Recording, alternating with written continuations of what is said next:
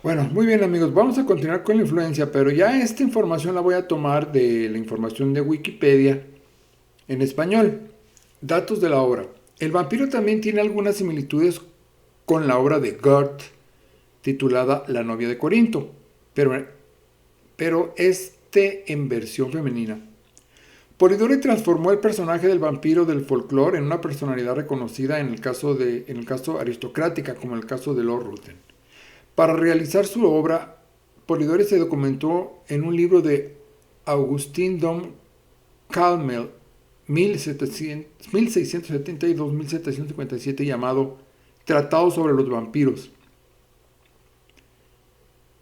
El relato causó gran impacto, el relato de John Polidori, el vampiro, causó gran impacto en la sociedad de la época y se realizaron numerosas ediciones y traducciones. Incluso se hicieron varias versiones del mismo personaje atribuidas falsamente, muchas de ellas a Charles Nodier, que era un autor francés de la época de novela negra o de ficción. Aunque sí es verdad que este autor hizo una obra teatral reflejándose en el vampiro de Polidori. Esta obra teatral se estrenó en 1820 en la English Opera House de Londres y en el Theatre Royal de Dublín. Posteriormente se publicó La novia de las islas, un relato en donde se reúnen las ideas de Byron de Fragment of a Novel, en las que Polidori se había inspirado para su vampiro, y los cambios realizados por Nodier. Este relato fue obra de James Robinson Blanchet, anticuario y heraldista británico que llegó a componer 176 piezas teatrales. La narración de Polidori influyó mucho en la literatura posterior dedicada al tema vampírico a través de la figura de Lord Ruthven, que serviría de inspiración para muchas novelas y relatos de vampiros posteriores, tales como Carmilla 1872 de Sherifan Le Fanu, El vampiro 1851 de Alejandro Dumas, autor también de La Dama Pálida, y que se inspiró en la figura de Lord Ruthven para su novela El Conde de Montecristo, y Berenice de Edgar Allan Poe, al igual que influyeron en Gogol y en Tolstoy, la familia de Urdalac y sobre todo en Drácula de Bram Stoker 1897. Además, ya en el siglo XX también influyó en el cine en muchas películas de vampiros. El protagonista suele ser un personaje aristocrático, seductor con grandes posesiones como castillos y palacios y con poderes sobrenaturales al igual que el vampiro de Polidori. La narración de Polidori también inspiró a músicos tales como Henry August Machner, que compuso la obra The Vampire en 1827. Ok, amigos.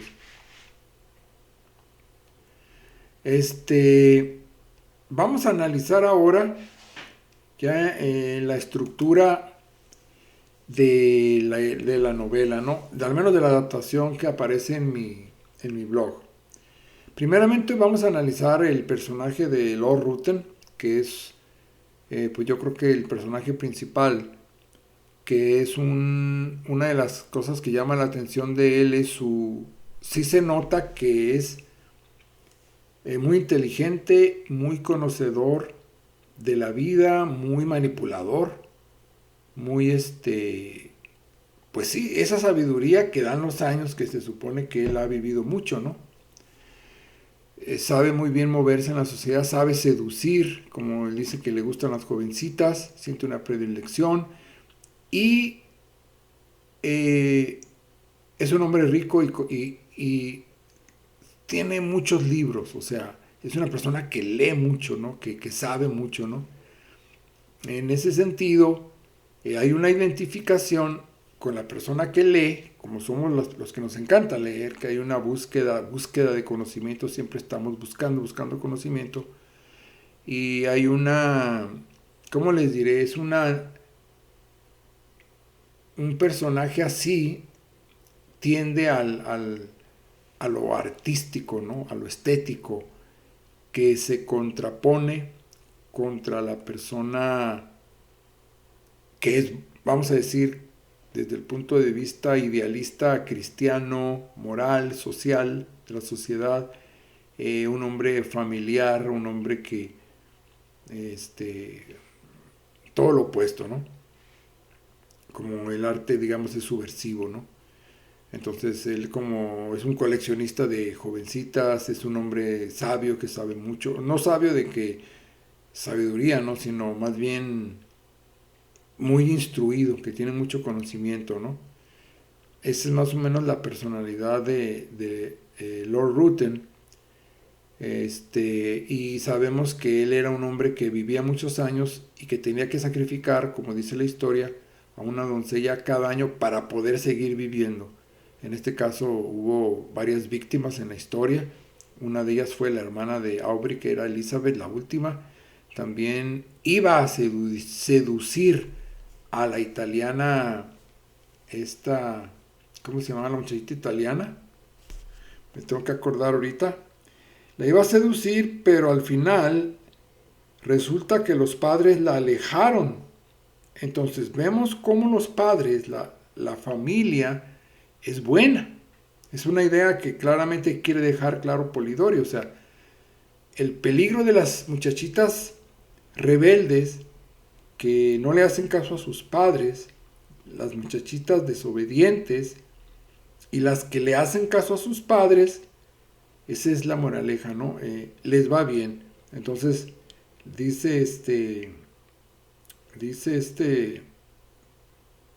John Polidori, dice Lord Ruthven le dice a Thomas Aubrey que, no, dice, no se preocupe, esa muchachita está a salvo porque sus padres me la retiraron. Rosana se llamaba la muchachita romana italiana, ¿no?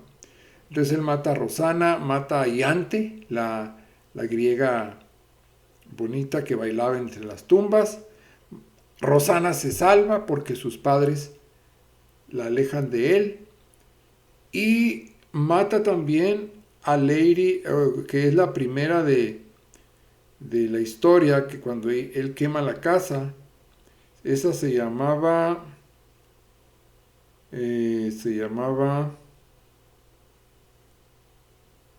Ana, ¿no? Ana Scarlett creo que se llamaba, una jovencita que desobedeció a sus padres. Entonces vemos cómo la moraleja le queda clara a la juventud o a los lectores de la época en cuanto a que es una historia moral, ¿no? Las historias de vampiros es una historia moral, una historia que nos muestra la mecánica social de la maldad, ¿no? El seductor, el seductor dandy que enamora, es un ser malvado, ¿no? Es un ser malvado que desprestigia a las jovencitas, se aprovecha de ellas y se aprovecha de la naturaleza biológica de ellas, o sea, de sus deseos, de su necesidad de protección, de su romanticismo. Él sabe inmediatamente cómo manipular para poder sacar ventaja, ¿no? En el caso del otro personaje de Thomas Aubrey, que también no sé que se enamore de él, sino que hay una atracción intelectual entre los dos. Vamos a decir que no es una atracción sexual, pero es una atracción intelectual entre ambos. Y él se siente muy a gusto con él, viajan, platican, se sienten muy identificados. Aubrey, Lord Ruthven sabe cómo gustar, sabe que para manipular a una persona tiene que primero conocerla y mostrar que esté a gusto, que ver que le gusta, darle lo que le gusta y que esté a gusto, ¿no? Entonces, es la historia, ¿no? Thomas Aubrey era un hombre bueno, un hombre que le duele cuando Iante muere, se enamora de Iante, pero se enamora de una mujer que está loca, si quieres, o está aficionada a las historias de vampiros y que baila en las tumbas y todo eso, pues obviamente no es la muchachita social, hija de padres de familia, sino Thomas Aubrey se enamora de una campesina mágica, una hada o algo así, ¿no? Que desde chiquita, bueno, tenía esas situaciones que el posadero, que era su padre, nunca la podía entrar en razón de que no se fuera a los bosques, al bosque, ¿verdad? También hay una relación entre los signos del libro que descubre, hay un logotipo, un signo en el libro, en los libros de Lord Ruthven, y los signos que había en las tumbas. Entonces es como una especie de sociedad secreta, una especie de fraternidad maligna donde existe un conocimiento secreto de entre ellos, sobrenatural, que los hace, dice la adaptación que yo hice, no vivos, son no vivos. En realidad es una manera matemática de mostrar un tercer estado, ¿no? Porque está uno vivo, está uno muerto y está uno no vivo. Vendría siendo como un tercer estado que no está ni vivo ni muerto, no necesariamente es vivo. El hecho de que un vampiro esté en un estado no vivo, no, perdón, no muerto, que se convierta en un no muerto, no necesariamente es una persona viva, ¿no? Entonces me parece que ese elemento lo introduce Bram Stoker muchos años después que en su novela de Drácula, aunque aquí en la adaptación lo mezclaron, ¿no? Bueno, amigos, ahorita les digo más.